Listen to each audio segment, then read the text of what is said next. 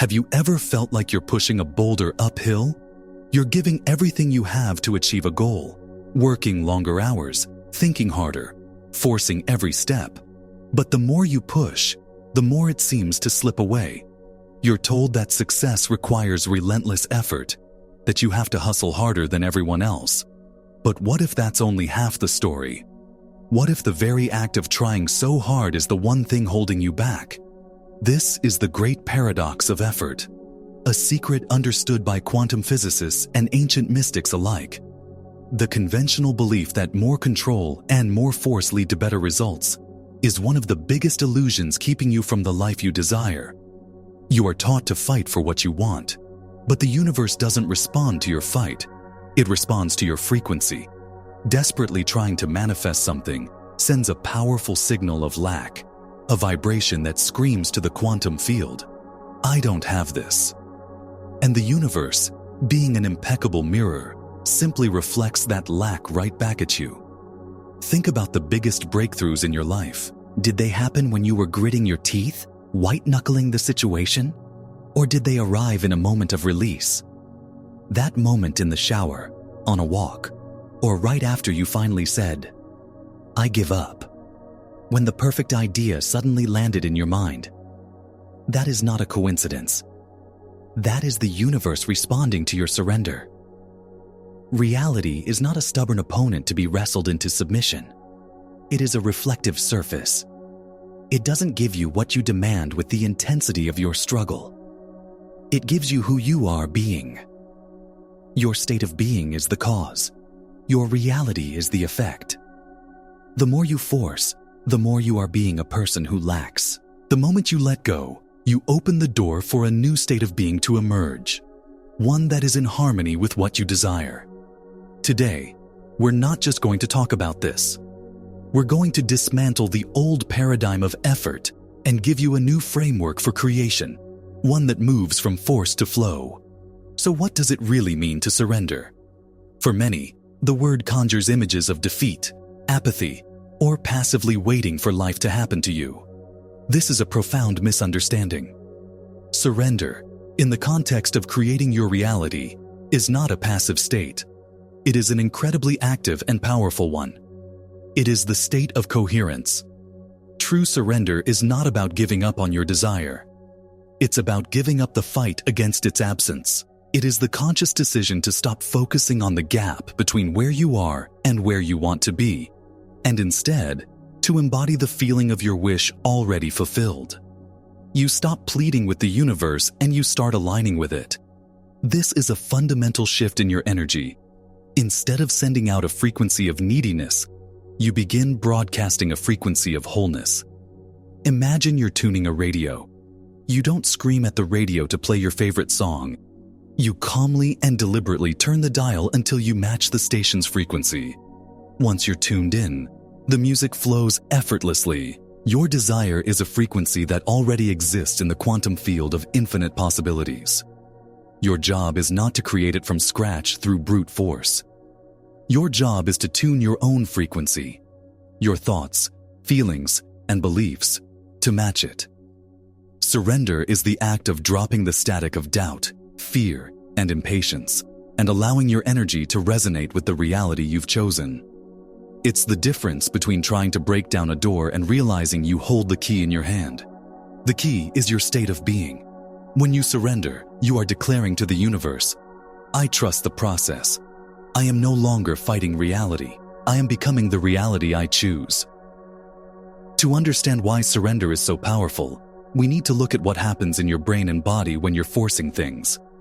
Neuroscience shows us that stressful striving, the constant hustle and worry, activates your sympathetic nervous system. This is your body's fight or flight response. When it's active, your body is flooded with stress hormones like cortisol and adrenaline. Your focus narrows to a pinpoint, scanning for threats and problems. You become survival-oriented. Creativity plummets. Your perception literally shrinks, blocking you from seeing new opportunities or creative solutions that are right in front of you. You're trying to solve a complex puzzle with half the pieces missing. Your subconscious mind, which governs 95% of your life, registers this state of high alert. It's programmed for survival, and its primary job is to keep you safe by keeping you consistent with what it knows. If your identity is built around struggle and not having what you want, your subconscious will actively sabotage any attempt to change that reality because the new territory feels unsafe and unfamiliar. This is why you can set a conscious goal but find yourself engaging in self-destructive behaviors. It's not a lack of willpower. It's a subconscious program running on a loop, trying to maintain the identity you've held.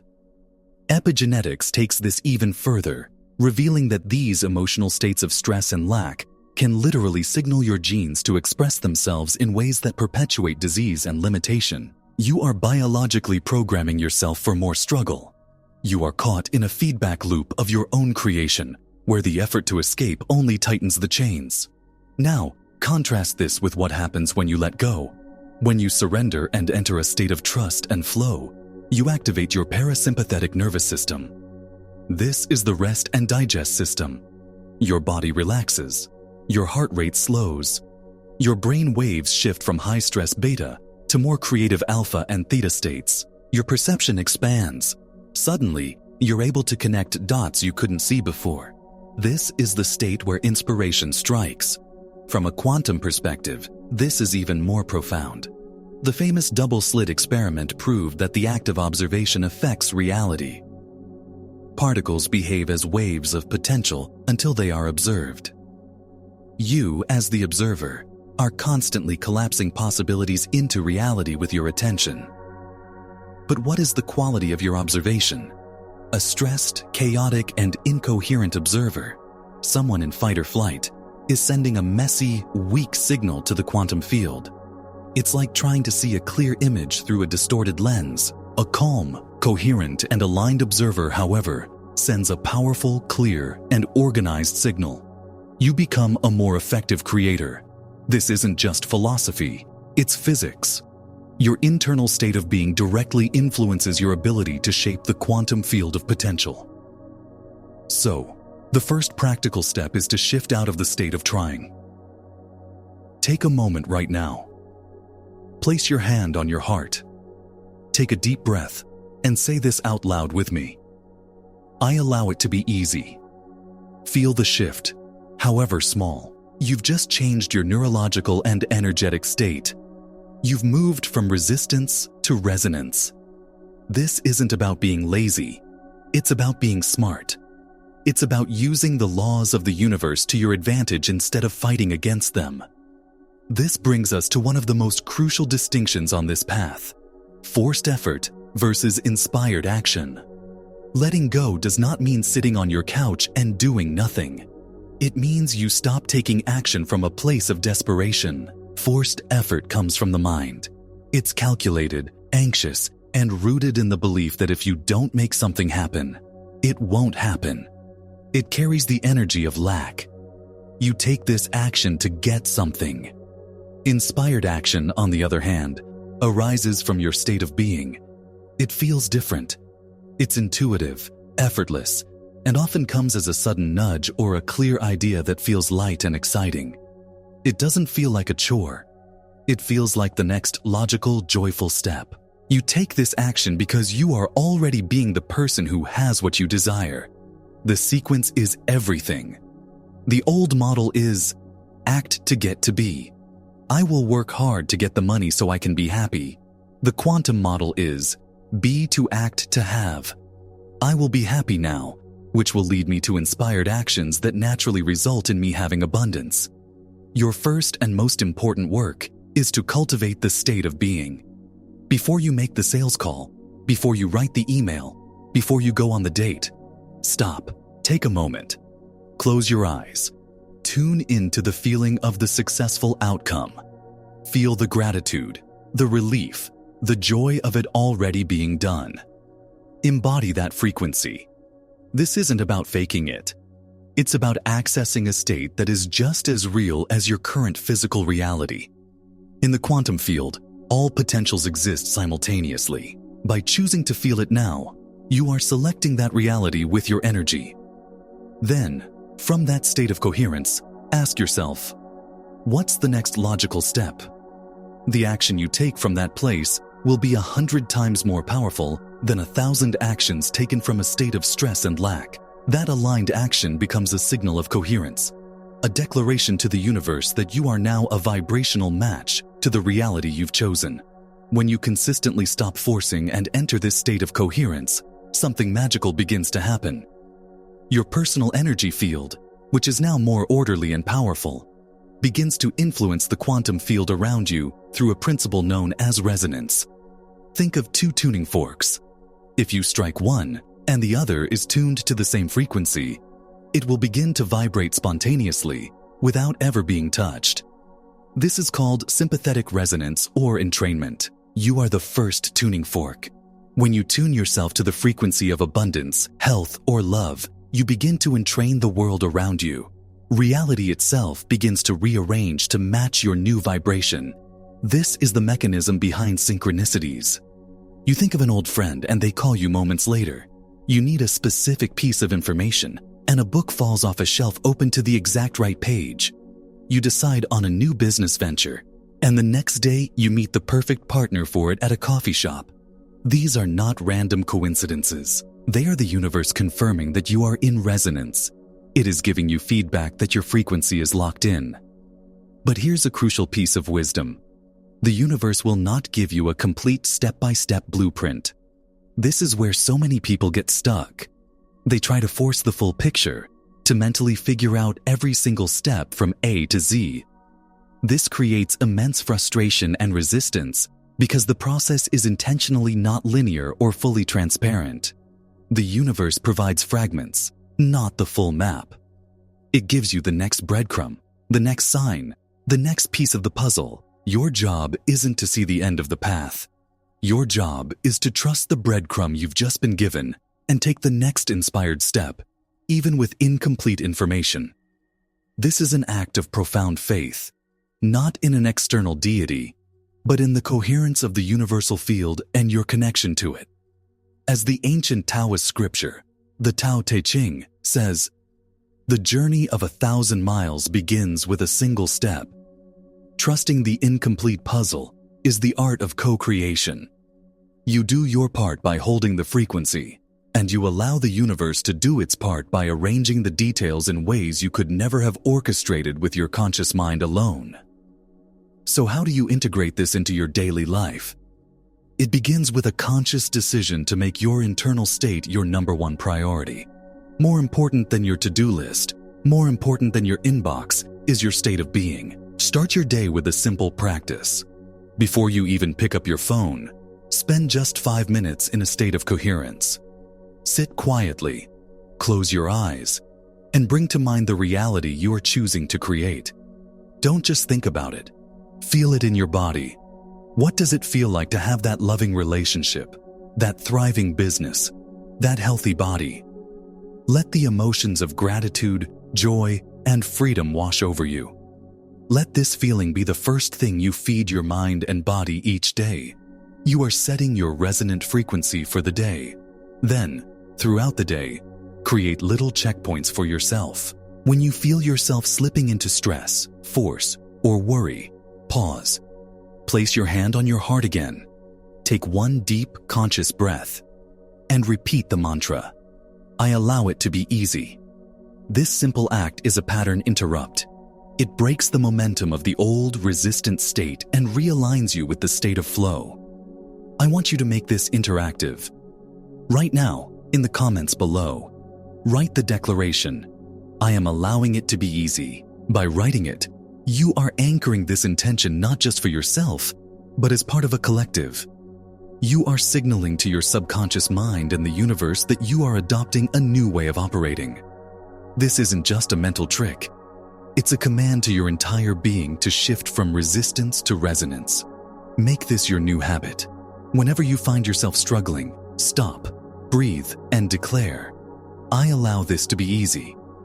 Watch how the energy around the situation begins to shift almost instantly.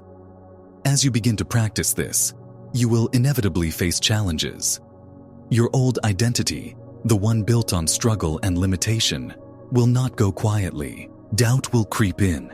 You'll have a bad day and think, "This isn't working."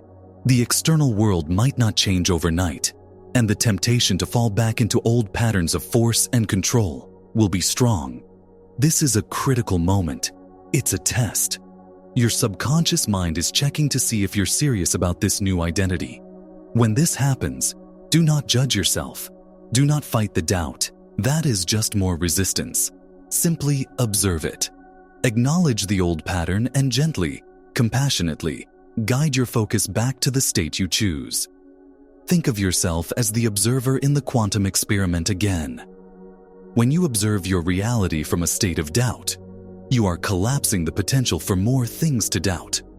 When you observe it from a state of trust, you collapse the potential for things to trust. The external world is just data. You get to choose the meaning you assign to it. If an obstacle appears, instead of seeing it as a sign that it's not working, can you reframe it? Can you ask, what is this teaching me? How is this redirecting me to something even better? The biblical phrase, "Be still and know that I am God," holds a profound quantum truth. It doesn't mean be passive. It means quiet the chaotic mind, become internally still, and in that stillness, connect with the universal creative intelligence, the I Am presence that exists within you. In that stillness, you know. You don't hope, you don't wish. You know with a deep certainty that all is well and your desire is on its way. This unwavering inner knowing, despite external appearances, is the most stable frequency you can hold. It is the master key to sustaining your new reality until it fully materializes in your physical world. We have covered a lot of ground, but the core message is beautifully simple. Manifestation is not about bending reality to your will. It is about aligning your being with a reality that already exists as a potential in the quantum field. It is a function of resonance, not force. The universe is not outside of you, withholding what you desire. It is within you, awaiting your alignment. The struggle you've experienced is not a sign that your dreams are too big. It's a sign that you've been trying to create with a misaligned instrument. Your only work is to tune your instrument, your state of being. This is the shift from trying to being, from force to flow, from chasing a reality to embodying it. The power to create worlds is not something you need to acquire. It is your inherent nature. You have been creating your reality your entire life based on your dominant frequency. Now, you are simply learning to do it consciously. I invite you to commit to this new way of being. For the next 30 days, make your state of being your primary focus. Let go of the need to control every outcome. Let go of the timeline. Let go of the how. Every time you catch yourself forcing, struggling, or worrying, gently bring yourself back. Place your hand on your heart. Breathe. And declare with conviction, I allow it to be easy. I allow my good to flow to me. I trust the process. You are not just changing a habit. You are remembering who you truly are, a powerful creator, here to experience the joy of bringing the unseen into the seen. This journey is one of remembrance, and every video on this channel is created with the deep intention to support you on that path. If this message resonated with you, subscribe and join this community of conscious creators. You have the power to create a life that feels like magic, not because you are fighting for it, but because you are finally allowing it.